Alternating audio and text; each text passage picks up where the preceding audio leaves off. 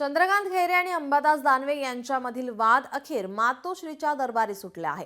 अंबादास दानवेंनी उद्धव ठाकरे यांची भेट घेतल्यानंतर आता माजी खासदार चंद्रकांत खैरे यांनीही उद्धव ठाकरेंची भेट घेतलेली आहे।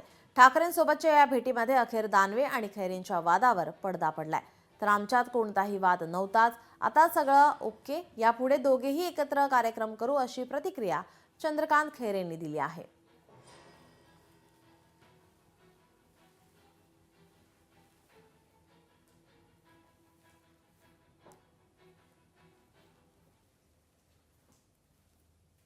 केव्हाच वाद कुठं होता? नाही, सगळं सगळं सगळं ओके झालं आता। हा नाही, गळाभेट तर केव्हाच तो लहान आहे माझ्यापेक्षा, आम्ही गळाभेट तर घेत असतो कधी पण।